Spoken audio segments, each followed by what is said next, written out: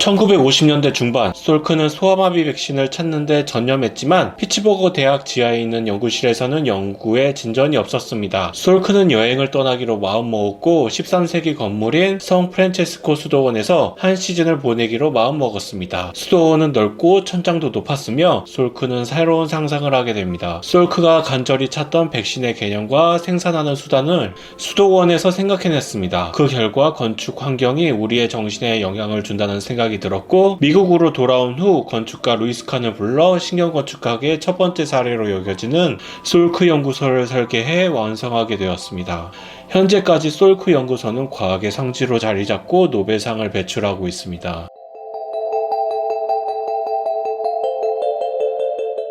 이런 일화가 있은 후 2007년에 들어서 또 다른 연구가 진행되었습니다. 천장 높이에 따른 소비자의 반응을 연구하는 논문이 대표적입니다. 통계적으로 천장 높이가 낮을수록 집중력이 높아지고 추상적인 것을 연결하는 능력이 낮아졌습니다. 반대로 천장 높이가 높을수록 집중력이 낮아지고 추상적인 것을 연결하는 능력이 높아졌습니다. 이는 매우 도전적인 실험이었습니다. 공간의 높이가 인간의 인지에 영향을 준다는 상당히 흥미로운 연구 결과였으니까요. 참고로 인지란 쉽게 말해 우리가 주어진 정보나 자극을 받아들이고 이해하여 이를 토대로 생각하고 판단하는 정신적 과정을 말합니다.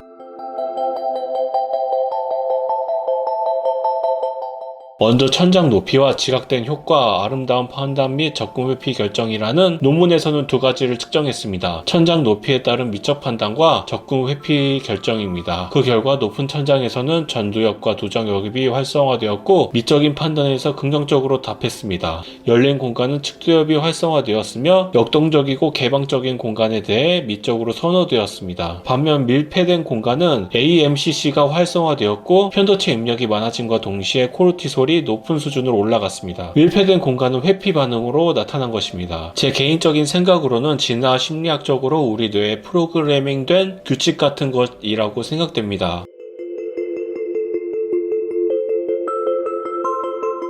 최근에는 사용자가 공간을 어떻게 경험하는지 더 잘 이해하기 위해 VR을 활용하여 설문을 진행하고 통계적으로 정서와 인지에 미치는 영향을 조사합니다. 예를 들어 VR을 보고 나서 다음 표와 같은 설문을 합니다. 그리고 사람과 환경의 상호작용을 고려해 사용자의 인지적 행동을 전략적으로 설계합니다. 그래야만 최적의 장소에서 원하는 잠재력을 발휘할 수 있으니까요.